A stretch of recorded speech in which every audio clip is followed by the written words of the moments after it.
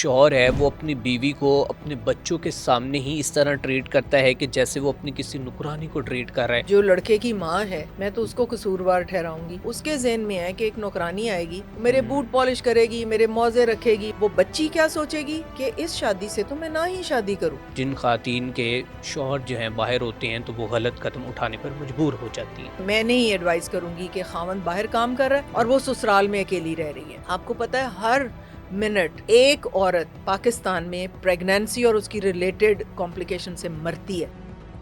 आजकल हमारे घरों के अंदर ये बहुत ज़्यादा ट्रेंड चल रहा है कि जो शौहर है वो अपनी बीवी को अपने बच्चों के सामने ही इस तरह ट्रीट करता है कि जैसे वो अपनी किसी नुकरानी को ट्रीट कर रहा है। इधर आओ, तुमने अभी तक मेरे शूज़ क्यों नहीं रखे, तुम्हें नहीं पता कि मैंने ऑफिस जाना है यार, तुमने अभी तक मेरे कपड़े क्यों नहीं प्रेस किए। और बिल्कुल उसको जो है डरा धमका के रखता है। तो इसके हवाले से क्या कहेंगी आप? बेटे ये तो जो लड़के की माँ है मैं तो उसको कसूरवार ठहराऊंगी। लड़के की माँ कोई कसूरवार ठहरा दे? बिल्कुल, इसलिए कि उसने एक अपना बेटा उसको बताया ही नहीं सारी उम्र ठीक कि है। तुम दोनों इक्वल हो, मियाँ और बीवी इक्वल हो। उसके ज़हन में है कि एक नौकरानी आएगी, मेरे बूट पॉलिश करेगी, मेरे मौजे रखेगी, मेरे जैसे ऑर्डरली नहीं होते वो आर्मी के बैटमैन जो होते हैं, वो सारा साहब की चीज़ें अरेंज हो रही हैं। मेरी चाबी लाओ, मेरा पर्स लाओ, मेरा फलां लाओ, मेरा वॉलेट लाओ। ये तो कोई तरीका ही नहीं है, ये तो सोशली इनइक्वालिटी है। तो फिर वो जो है कई बार जैसे माँ ने एक चीज़ से मना कर दिया, फ़र्ज़ करें उसने कहा है कि लड़का या लड़की बच्चा बच्ची वो मांग रहे हैं, टेलीफोन मांग रहे हैं, मोबाइल मांग रहे हैं, तो माँ कहती है कि नहीं अभी तुम छोटे हो, अभी नहीं। और वो खामन भी वहाँ बैठ के उनके साथ कह रहा है कि हाँ, और माँ की इजाज़त के बगैर वो चुप करके उसके जेब में मोबाइल डाल देता है कि ये ले लो, माँ को ना बताना, उसके सामने ना यूज़ करना। तो वो लड़का बच्चा तो कहेगा my father is very cool. ये कूल नहीं है, और ये ब्रीच है। बिल्कुल ये बिल्कुल। आपने उसको अंडरमाइन कर दिया माँ को उसकी नज़रों के सामने। वो क्या इज्जत करेगा उसकी? उसको पता है मेरा बाप कंट्रोलिंग सीट पे है, वो तो माँ की इज्जत ही नहीं करेगा। वो कहेगा आप क्या कह रही हैं? वो बाप से अपनी हर चीज़ जो है वो डिस्कस करेगा। फिर माँ अगर कुछ बता रही है तो बाप को ज़रा खामोश थोड़ी देर रह ले। उसके बाद कमरे में जाके अपनी वाइफ से पूछ ले कि तुम ये जो बात कर रही थी हमें ऐसे बात करनी चाहिए। उसके सामने उसको नेगेट करके चुप करा के और वो अपनी जो है उसको बच्चों को बताना शुरू हो जाए। वो बेचारी चुप चुप करके बैठ जाएगी कि मैं अब क्या कहूँ इसके ऊपर। फिर अगर वो सर्व किया हुआ है, उसके हाथ से कोई चीज़ गिर गई है तो बैठा हुआ है ऐसे फिरौन बन के, वो है उसके पैरों से चाय साफ कर रही है, टूटी हुई चीज़ें उठा रही है। इज़ दैट द वे कि बीवी को ट्रीट करना है? वो बच्चे जो देख रहे हैं स्लोली ग्रेजुअली वो माँ का जो वो स्टेटस है वो उनके दिमाग में रजिस्टर हो रहा है कि इसकी इज्जत ना भी करेंगे तो काम चल जाएगा। ठीक है। इसकी क्या इज्जत है हमारे उसके अंदर? एंड देन लॉन्ग टर्म में क्या आ रहा है, जब बीवी को ऐसे ट्रीट करेंगे तो वो बच्चा जो लड़का है, जो बेटा है, वो जब अपनी बीवी लेके आएगा तो वो इसको नॉर्म समझेगा कि मैं भी अगर अपनी बीवी को ऐसे ट्रीट करूंगा तो ये एक नॉर्मल बात है, मेरे बाप ने भी ऐसे ही किया। वो बच्ची क्या सोचेगी कि इस शादी से तो मैं ना ही शादी करूं। आप यकीन करें, कल ही मैं अपनी एक नर्स से बात करी थी, इतनी वो प्यारी बच्ची है, इतनी हसीन है, और वो 28 ईयर्स के शायद 30 ईयर्स की हो गई है। मैंने कहा तुम्हारी कोई मंगनी शंगनी? कहती जी रिश्ते बहुत आते हैं, मैंने शादी नहीं करनी। मेरी 2 बहनें तलाक याफ्ता होकर 3-3 बच्चे लेके घर बैठी हुई हैं। मेरी एक खाला अपने बच्चों को लेके उसी घर में रहती है। मेरे बाप ने मेरी माँ को मैल ट्रीट किया। मैं किस लिए शादी करूँ? मेरे पास ये बच्चे पालने के लिए काफ़ी है, मेरे पास 9 बच्चे हैं पालने के लिए, मेरे बच्चे बहुत हैं। और इतनी नफरत हो चुकी है। नफरत हो चुकी है उसको। कहती है मैं अपनी मर्जी से उठती हूँ, मैं कमाती हूँ, जहाँ मेरा दिल करता है खर्च। मैं आज शादी कर लूँ, मैं 9 बच्चों को भी नहीं हेल्प कर सकती। उधर वो मेरे साथ शादी करके 5 उसकी गर्लफ्रेंड्स होंगी, उधर वो पैसे खर्चेगा, कहेगा कि ये तो खुद कमाती है, इसको तो ज़रूरत ही नहीं है। तो कहती मैं किस अजाब में फंस जाऊँ जाके। तो फिर आपने उसे क्या कहा? मैंने कहा तुमने बिल्कुल सही किया। तो अगर वो गुनाह की जानिब जाती है तो फिर उसके गुनाह जिम्मेदार का आप टाइम होंगी। ही नहीं है उसके पास। वो कहती है मैडम सारा दिन बिजली नहीं आ रही, उन्होंने पीछे से कनेक्शन काट दिया।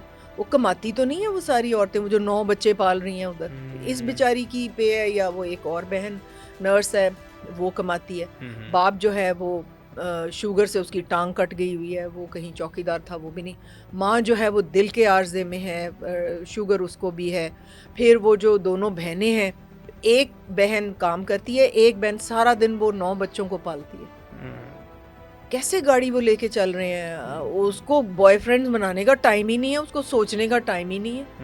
बिल्कुल ठीक है। फिर वो पानी कट गया, वो कहती है कि मैडम हम पानी पीने वाला और नहाने वाला हम पता नहीं कितने गज पे जाके तो हम बाल्टियां भर के लाते हैं, और वो पानी नहीं आ रहा था वहाँ पे। हमने जो किराए पे मकान लिया हुआ। ठीक है। अच्छा डॉक्टर साहब, बस सवाल ये है कि वो ख़वातीन जिनके शौहर जो हैं वो मतलब कि फ़ॉरेन कंट्रीज़ में रहती हैं और वो सालों बाद आते हैं, 6 साल बाद, 6 महीनों बाद या काफ़ी देर बाद आते हैं, तो वो ख़वातीन जो हैं वो अपने आप को, वो अपनी डिज़ायर किस तरह पूरी कर सकती हैं और वो किस तरह अपने आप को दीन के करीब रख सकती हैं, या वो गलत कदम से कैसे बच सकती हैं? क्योंकि अब बहुत सा ये तासुर दिया जाता है कि जिन ख़वातीन के शौहर जो हैं बाहर होते हैं तो वो गलत कदम उठाने पर मजबूर हो जाती हैं। नहीं, मजबूरी तो कोई भी नहीं होती बेटे अरसलान, मजबूरी कोई नहीं होती। हम दीन से बहुत ज़्यादा दूर हो गए हैं और ये गंद हमारे मुल्क में इतना ज़्यादा है कि आपकी सोच है। मैं आपको एक किस्सा सुनाती हूँ, मुझे याद आ गया। एक खातून जिसको, अच्छा ये शोर शूर मचा के अपना घर भी अलहदा ले लेती हैं, अकेली रह रही होती हैं बच्चे के साथ या अपनी अम्मा को साथ रख लेंगी। यहाँ पे जॉइंट फैमिली सिस्टम की प्रोटेक्शन बहुत ही ज़रूरी है। दो तरीके हैं ना, अगर आप नहीं रहना चाहती अकेली, जो कि मैं नहीं एडवाइस करूँगी कि खावंद बाहर काम कर रहा है और वो ससुराल में अकेली रह रही है, अपने माँ बाप की तरफ शिफ्ट हो जाए। जब इसका खावंद आ जाए तो फिर वो इधर शिफ्ट और हो जो जाए। अकेली रहना चाहती है उसमें कोई मसला है? उसमें मसला है इसलिए कि वो फिर अपने ओन पे है, ठीक है। जो इर्द गिर्द के मोहल्ले के लोग हैं उनको भी पता है अकेली रह रही है, कोई भी असॉल्ट कर सकता है, कोई भी उसकी विलिंगनेस से उस घर में उसके पास आ सकता है। तो ये थोड़ा सा मसला होता है। ये जो बाहर काम कर रहे होते हैं इतनी मेहनत से, उनको चाहिए कि अगर उसकी वाइफ, उसके जवान भाई हैं उस घर में, देवर हैं, जेठ हैं, उसी घर में रह रहे हैं, तो अपनी अकेली वाइफ को वहाँ ना रखे, उसके माँ बाप के पास छोड़ के। देवरों के सामने अपनी वाइफ को कभी भी ना अकेला छोड़ें। नहीं, मतलब देखे ना, बुराई पैदा हो सकती बिल्कुल, है ना। हाँ बिल्कुल ऐसे ही। तो ठीक है, वो उनको भाई कंसिडर करती है या जो भी करती है, लेकिन आप किसी की नीयत को तो नहीं वो कर सकते। हरासमेंट हुई हुई बच्चियां हमारे पास आती हैं जब वो अकेली रह रही होती हैं ससुराल में, मियाँ बाहर गया हुआ। आप उतनी देर के लिए जब आप नहीं हैं तो आप उसको उसके पेरेंट्स के पास प्रोटेक्टेड एरिया में छोड़ के जाएं। अकेला घर लेके तो मैं नहीं रिकमेंड करूँगी कि वो रखे। अब वो बच्ची जो थी हमारे पास आई, उसके अंदर इतनी इतनी बड़ी टहनियाँ यूट्रस में नीचे से डाली गई थी, ठीक है। और वो यूट्रस को फाड़ के उसने, दाई ने या LHV ने या क्या, वो बच्चा अबॉर्ट करने की कोशिश की गई थी, ठीक है। अब हुआ ये कि वो खावन तो बाहर के मुल्क में था और ये बच्ची के किसी के साथ ताल्लुक हो गए। अब हुआ ये कि देखे ना अल्लाह कैसे सज़ा देता है कि उसको मंथली रेगुलरिटी मिस हो गई। अब वो बच्ची थी, वो डॉक्टर तो नहीं थी, उसने कहा कि मैं तो प्रेग्नेंट हो गई हूँ, मैंने तो कोई प्रिकॉशन भी नहीं ली। तो उसने बग़ैर अल्ट्रासाउंड कराए, बग़ैर कुछ किए, जाके दाई को कहा कि मुझे तो ये प्रॉब्लम हो गई है, तो मेरा अबॉर्शन कर दो। अब असल में वो प्रेग्नेंट नहीं थी, उसकी ओवेरियन सिस्ट थी, जिसकी वजह से पीरियड जो थे उसके मिस हो गए, ठीक है। सिस्ट जब होती है तो हार्मोन गड़बड़ हो जाते हैं, और वो टेस्ट उसने कुछ भी नहीं करवाया, अल्ट्रासाउंड कुछ नहीं कराया, उसके पीरियड मिस हुए। वो इतनी घबराई हुई थी कि उसने कहा कि ये तो काम खराब हो गया। वो बस सीधी उसके पास गई, वो दाई ने कहा कि मैं अभी वो टहनियाँ शैनियाँ रख देती हूँ तो वो तुम अबॉर्ट कर जाओगी। अब दाई का प्रॉब्लम ये है कि उसने बच्चे वाला यूट्रस देखा होता है। अब नॉर्मली यूट्रस इतना सा होता है, ठीक है, और प्रेग्नेंट यूट्रस इतना बड़ा होता है। तो दाई सोचती है कि ज़्यादा से ज़्यादा वो छोटा होके इतना तो हो जाता होगा। अब उसने वो छोटे यूट्रस में, नॉन प्रेग्नेंट यूट्रस में पूरी ताकत से वो अंदर स्टिक्स घुसाई। वो ना सिर्फ यूट्रस को फाड़ के पेट में गई, बल्कि वो अंतड़ी के साथ भी जुड़ गई, ठीक है। अब वो सीरियस कंडीशन में वो पेशेंट हमारे पास आई और मैं उस वक्त कंसल्टेंट, मैं असिस्टेंट प्रोफेसर थी वहाँ पे।